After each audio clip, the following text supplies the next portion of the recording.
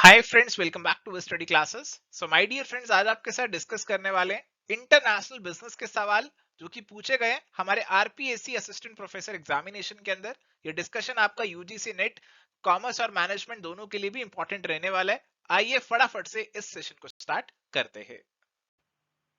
And my dear friends, अगर आप RPSC, एबीएसटी, EFM या बीएडीएम की प्रिपरेशन कर रहे हैं तो उसके लिए डिटेल्ड कोर्सेज ऑलरेडी हमारी वेबसाइट और ऐप पे अवेलेबल है, तो आप उन्हें चेकआउट कर सकते हैं। इसके अलावा we are also offering courses for UGC NET commerce and management and for other PGT and state assistant professor exams as well. तो आपको सारी डिटेल्स हमारी वेबसाइट या ऐप पे मिल जाएगी। कोई क्वेरी है तो आप हमें मेल कर सकते हैं या व्हाट्सएप कर सकते हैं, नीचे नंबर आपको दिया गया है। चलिए तो बात करते हैं हमारे सवाल की। विच of the following is the objective of international monetary fund यानी कि आईएमएफ। तो आईएमएफ के क्या ऑब्जेक्टिव्स हैं, इन पे सवाल है। Establishing international monetary corporation, ensuring stability in the foreign exchange rate, eliminating or reducing the disequilibrium or maladjustments in the balance of payment of the countries। तो हो सकता है आपको लग रहा हो कि आईएमएफ जो है ना वो बैलेंस ऑफ पेमेंट वाले मुद्दों से ही जुड़ा हुआ है, बट ऐसा नहीं है। आईएमएफ का जो ऑब्जेक्टिव्स हैं उनका दायरा काफी बड़ा है, जैसा आप यहाँ पे देख भी सकते हैं, रीड भी कर सकते हैं। Correct answer is going to be option number 4, all of the above are the objectives of IMF.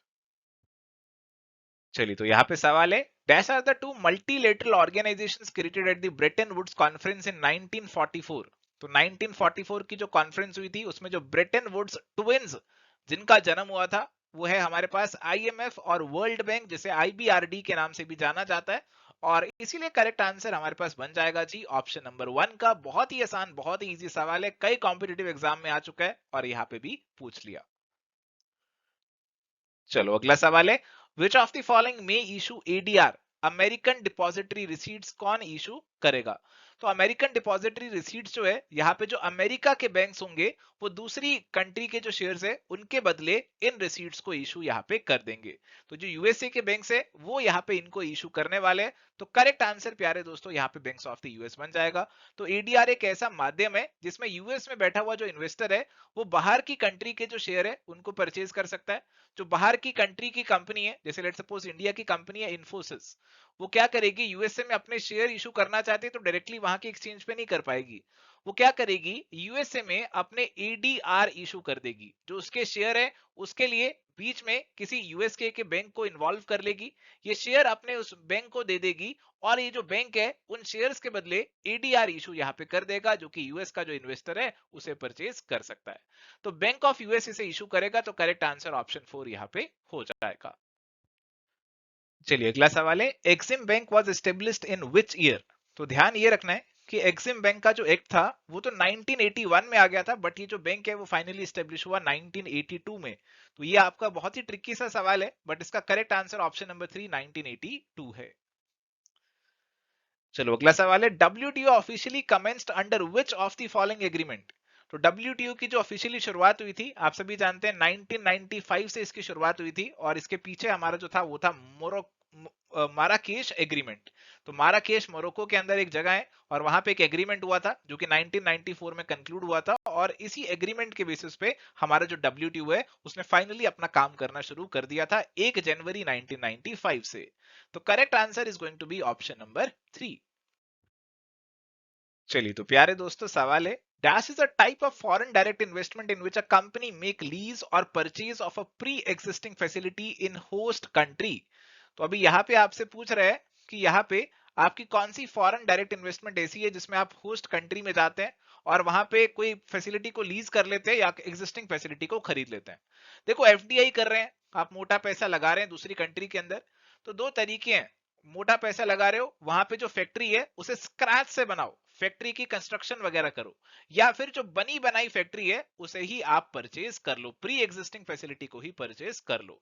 अगर आप स्क्रैच से काम करते हो तो इसे ग्रीन फील्ड का नाम दिया जाता है, ग्रीन फील्ड इन्वेस्टमेंट का। अगर आप कोई एग्जिस्टिंग को ही परचेज कर लेते हो तो इसे ब्राउन फील्ड इन्वेस्टमेंट का नाम दिया जाता है। तो यहाँ पे आप एग्जिस्टिंग को ही परचेज कर रहे हो और इसीलिए ऑप्शन नंबर 3 करेक्ट आंसर यहाँ पे हमारा बन जाएगा। चलिए अगला सवाल फैक्चुअल सवाल है, what is the FDI limit in defence production under automatic route in India as on September 2020। तो एक फैक्चुअल सवाल है जिसका आंसर जो है प्यारे दोस्तों वो ऑप्शन नंबर 3 है, 74%।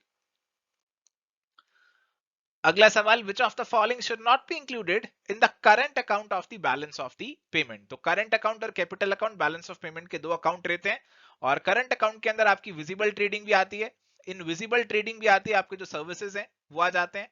Bonus shares to equity holders, ये अभी डाइसी लग रहा है।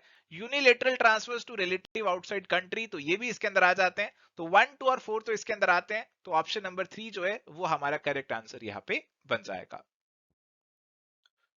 चलिए, तो यहाँ पे सवाल है, governments direct foreign aid by a country to another country will come in which of the following accounts of the second country. तो यहाँ पे फॉरेन एड की बात हो रही है कि आपको बाहर से कोई मदद, रिलीफ, एड मिल चुकी है, तो कहां पे डालेंगे? Direct income received account, official reserves account, current account या फिर कैपिटल अकाउंट। तो करंट अकाउंट और कैपिटल अकाउंट में तो आई होप कंफ्यूजन हो ही रहा होगा।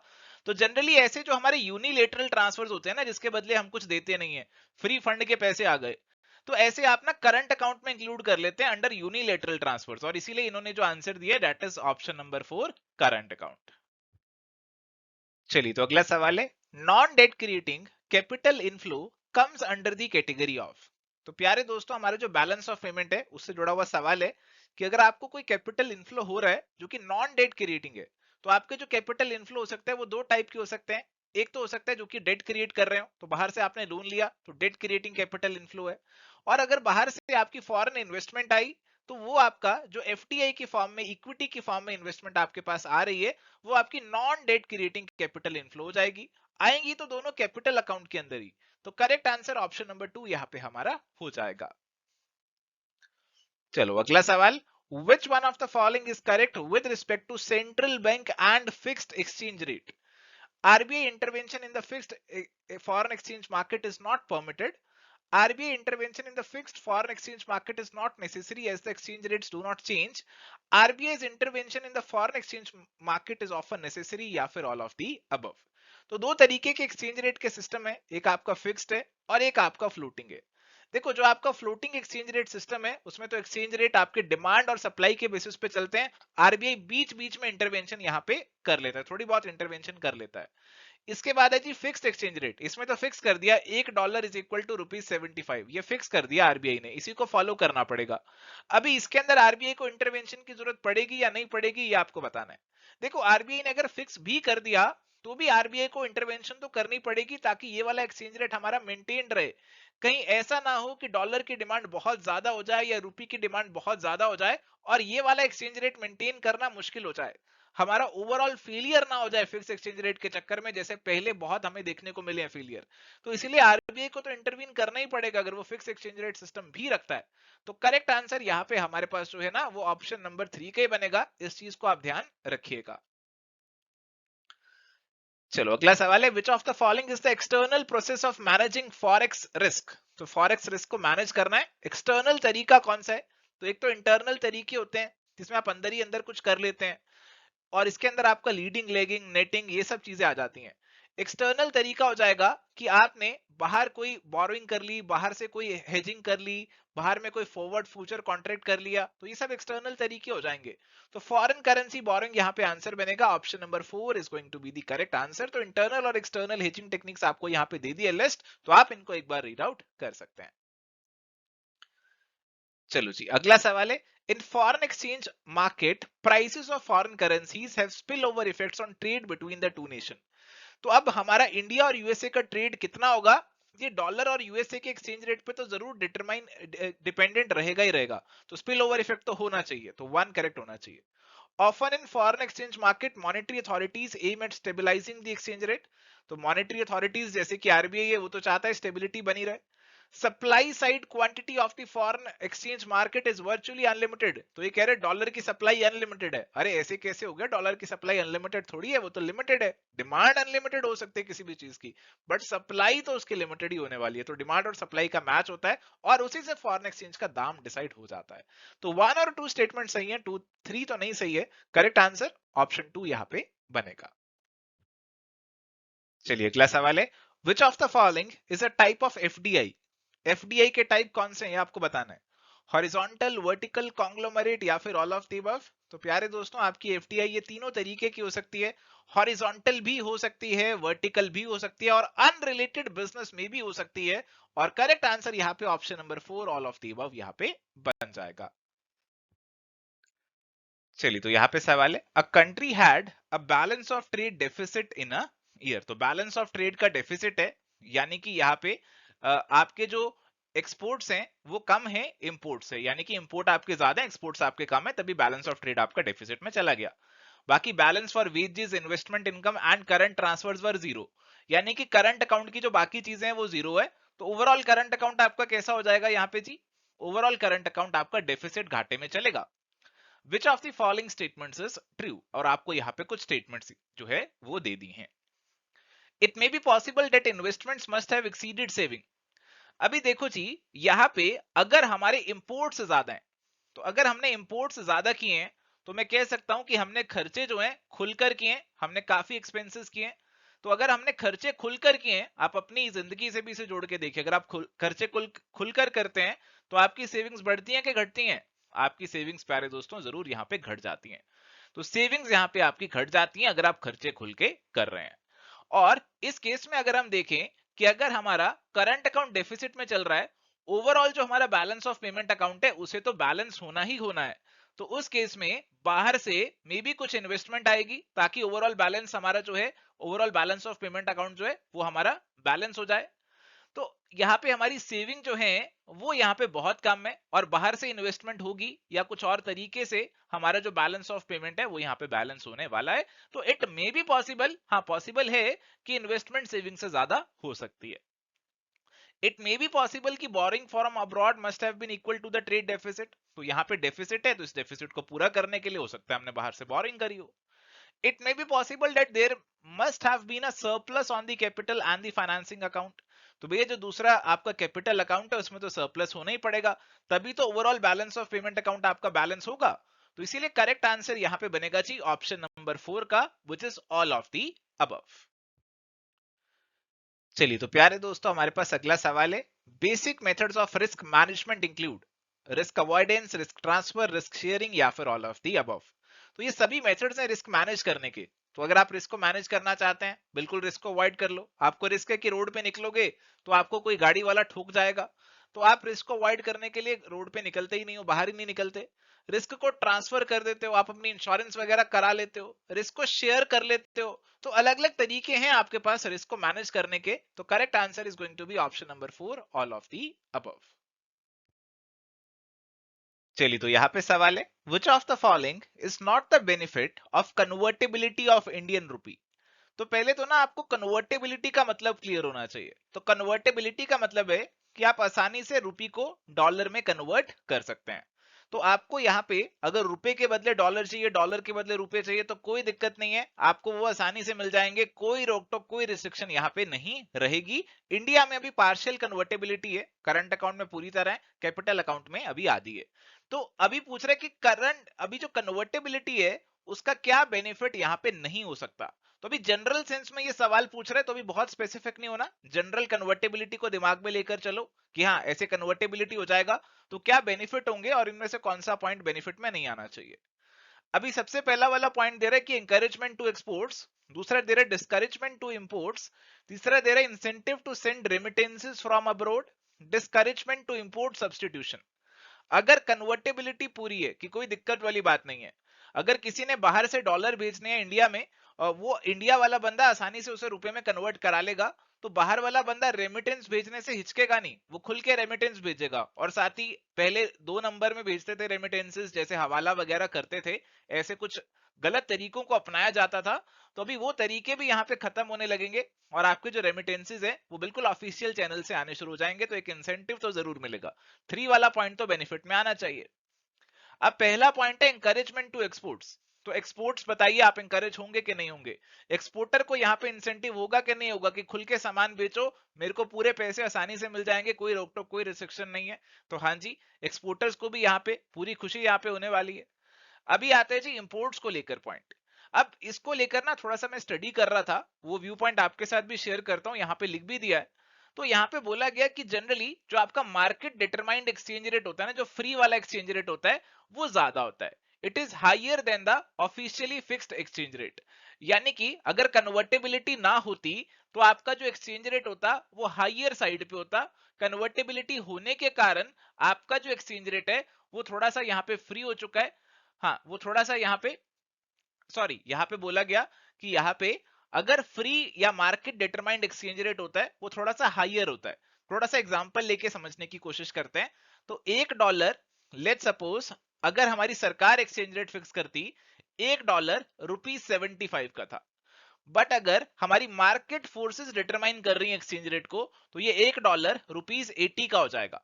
ऐसा यहाँ पे लिखा हुआ था। तो एक सोर्स के अंदर मैं पढ़ाई कर रहा था, ये चीज कई सोर्सेस में खैर मेरे को लिखी हुई मिली कि यहाँ पे जो मार्केट डिटरमाइंड एक्सचेंज रेट होता है, जो फ्री वाला होता है, वो यहाँ पे ज्यादा होता है एज कंपेयर टू दी सरकार द्वारा फिक्स किया हुआ एक्सचेंज रेट।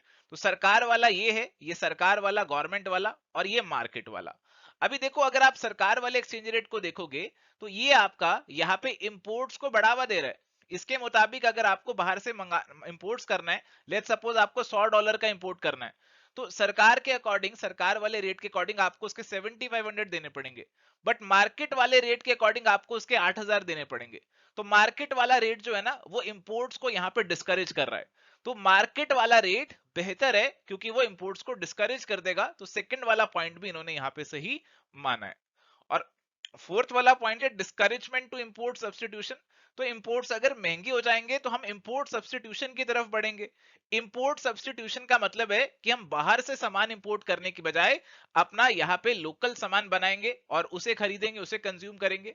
तो आपका जो इंपोर्ट सब्स्टिट्यूशन है, it is going to be encourage. Import substitution बढ़ेगा, डिस्करेज नहीं होगा। इसीलिए 4 नंबर वाला पॉइंट आपका यहाँ पे गलत है और यही आंसर आपका इस सवाल का बनेगा। तो थोड़ा सा कॉम्प्लिकेटेड से हो गई चीजें इस सवाल के अंदर, बट आई होप आपको कुछ कुछ तो समझ में आई होंगी। चलिए, तो यहाँ पे सवाल है, exchange rate is governed under quantitative method, qualitative method, theoretical method, या फिर ऑल ऑफ दी अबव। तो एक्सचेंज रेट कौन से मेथड से गवर्न हो रहा है, ऐसा ये सवाल आपसे पुटअप किया जा रहा है। अब देखो, एक्सचेंज रेट को गवर्न करना है तो आपकी जो मनी, जो फॉरेन एक्सचेंज की जो आपकी जो करेंसी होगी, उसकी जो डिमांड और सप्लाई है, उसका कहीं ना कहीं रोल रहेगा।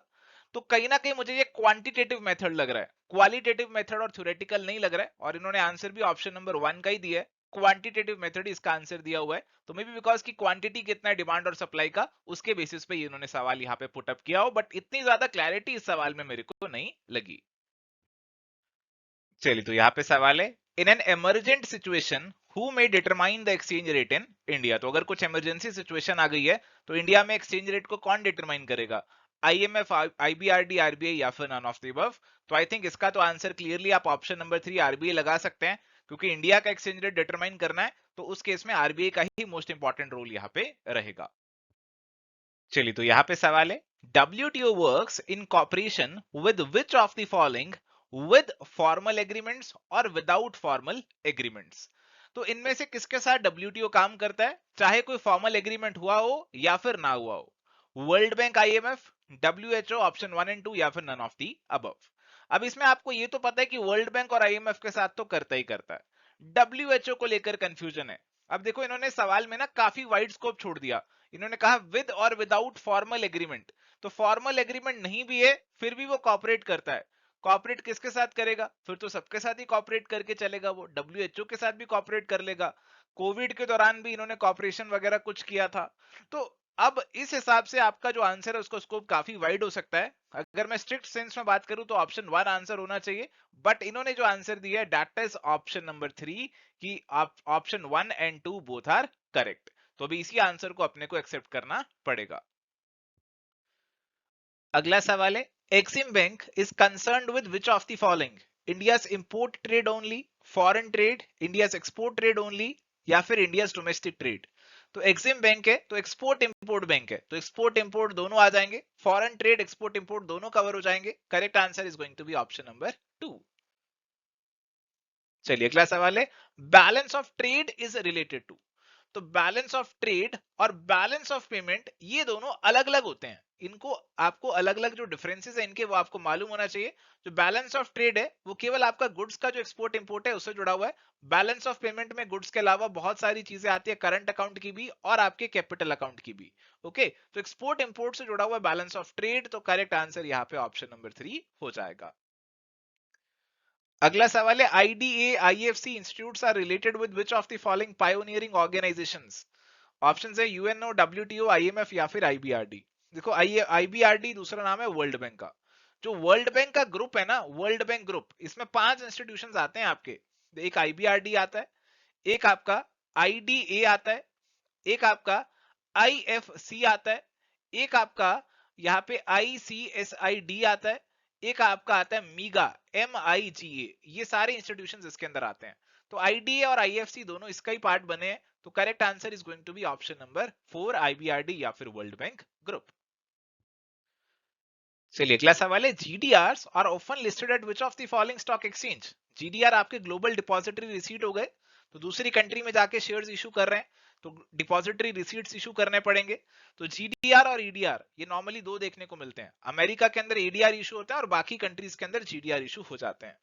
तो न्यूयॉर्क स्टॉक एक्सचेंज, न्यूयॉर्क तो अमेरिका के अंदर है, यहाँ पे तो ईडीआर इशू होंगे, यहाँ पे जीडीआर नहीं चलेंगे, तो इसे काट दीजिए। London stock exchange, Luxembourg stock exchange, ये आपके यूरोपियन है और यहाँ पे जीडीआर लिस्ट हो सकते हैं। तो correct answer is going to be option number 4 यानी कि 2 एंड 3। चलिए तो प्यारे दोस्तों, यहाँ पे अगला सवाल है, व्हाट आर नामा प्रोडक्ट्स? तो नामा जो आपके प्रोडक्ट्स है वो किससे जुड़े हुए हैं, ये सबसे पहले आपको पता होना चाहिए। डब्ल्यूटीओ से जुड़ा हुआ है ये नामा वर्ड। नामा का मतलब होता है नॉन एग्रीकल्चरल मार्केट एक्सेस। तो आपकी एक तो एग्रीकल्चरल मार्केट हो गई जिसको डब्ल्यूटीओ का एग्रीमेंट ऑन एग्रीकल्चर गवर्न करता है, और जो एग्रीमेंट ऑन एग्रीकल्चर के नहीं के अंदर नहीं आते प्रोडक्ट्स उनको यहाँ पे नामा प्रोडक्ट्स का नाम दे दिया जाता है। तो आप एग्रीकल्चर वाले प्रोडक्ट को निकाल दो, बाकी सारे आपके नामा प्रोडक्ट यहाँ पे बन जाएंगे। डब्ल्यूटीओ नेगोशिएशन में आपको ये टर्मिनोलॉजी यूज की हुई दिखती है। तो इसके अंदर आपके मैन्युफैक्चरिंग प्रोडक्ट भी आ जाएंगे, फ्यूल एंड माइनिंग प्रोडक्ट भी आ जाएंगे। तो correct answer should be option number 3, both 1 and 2। चलिए तो प्यारे दोस्तों, अगला सवाल है, which of the following is not correct? कौन सा स्टेटमेंट करेक्ट नहीं है? Full capital convert account convertibility is allowed? तो भैया इंडिया में तो फुल नहीं है, अभी पार्शियल है capital account convertibility. We stopped continuing capital account convertibility due to the 1997 Asian financial crisis, तो ऐसा भी कुछ सही नहीं लग रहा है। In India, the full convertibility of rupee is allowed in both current account and capital account, ये तो सीधा सीधा गलत है। कैपिटल और करंट अकाउंट दोनों में तो अभी फुल कन्वर्टिबिलिटी नहीं है। कैपिटल अकाउंट के अंदर अभी केवल पार्शियल कन्वर्टिबिलिटी ही देखने को मिलता है। ठीक है जी, तो इसीलिए ये वाला स्टेटमेंट भी गलत हो जाएगा। 1, 2 और 3 आपके तीनों ही गलत हैं। Correct answer is going to be option number 4, all of the above. चलिए तो प्यारे दोस्तों, अगला सवाल है, which of the following may be included in the credit side of the balance of trade account of a country? तो यहाँ पे बात हो रही है बैलेंस ऑफ ट्रेड अकाउंट की। तो बैलेंस ऑफ ट्रेड और बैलेंस ऑफ पेमेंट, इन दोनों के बीच का जो डिफरेंस है वो आपको मालूम होना चाहिए। बैलेंस ऑफ ट्रेड एक नैरो टर्म है, बैलेंस ऑफ पेमेंट एक वाइड टर्म है। बैलेंस ऑफ ट्रेड में केवल एक्सपोर्ट और इंपोर्ट का डिफरेंस आता है, और बैलेंस ऑफ पेमेंट के अंदर तो आपका करंट अकाउंट, कैपिटल अकाउंट, सारी चीजें इसके अंदर आ जाती है। तो भी बैलेंस ऑफ ट्रेड की बात हो रही है तो केवल एक्सपोर्ट इंपोर्ट इसके अंदर आने चाहिए। उसके क्रेडिट साइड पे एक्सपोर्ट आएंगे और आपके डेबिट साइड पे यहाँ पे इंपोर्ट्स आएंगे। अब यहाँ पे ऑप्शंस जो आपको दे रखे हैं उसमें 1 है इंपोर्ट, फिर एक्सपोर्ट्स, फिर फॉरेन इन्वेस्टमेंट का ऑप्शन भी दे रखा है, और फिर दे रखा है ऑप्शन 2 एंड 3 बोथ। अब मेरे हिसाब से यहाँ पे अप्रोप्रिएट आंसर लग रहा है एक्सपोर्ट्स का, बट आई थिंक इन्होंने ऑफिशियल आंसर की में ना ऑप्शन नंबर 4 दिया हुआ था, तो मैं इसका कोई आंसर आपको बता नहीं रहा हूं। क्वेश्चन के अंदर भी देखो यहाँ पे ना एम्बिगुइटी छोड़ दी है, which of the following may be included. अरे मे का क्या मतलब होता है? तो मे में तो फिर आप हर चीज को डाल सकते हो। तो ये मे वर्ड की वजह से शायद इन्होंने ऑप्शन 4 आंसर दे दिया, या पता नहीं किस वजह से दिया, बट इस क्वेश्चन में मुझे जरूर कुछ एम्बिगुइटी लग रही है। आपको क्या लग रहा है, क्या लगता है आपको क्या आंसर होना चाहिए, वो भी आप हमें बता सकते हैं नीचे कमेंट करके। चलिए अगला सवाल है, exporter whose annual export turnover is more than rupees dash is eligible for shipments comprehensive risk policy of ECGC?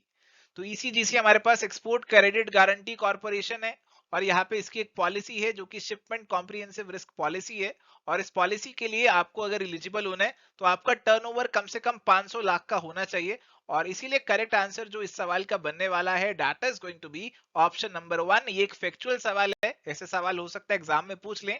सारे फैक्ट याद करना तो बहुत मुश्किल है, बट इंपॉर्टेंट फैक्ट्स आपको याद होने चाहिए। अगला सवाल, which one of the following is the objective of ECGC? Protect the Indian exporters against unforeseen losses, to provide adequate finance to the Indian exporters, both option 1 and 2 या फिर none of the above.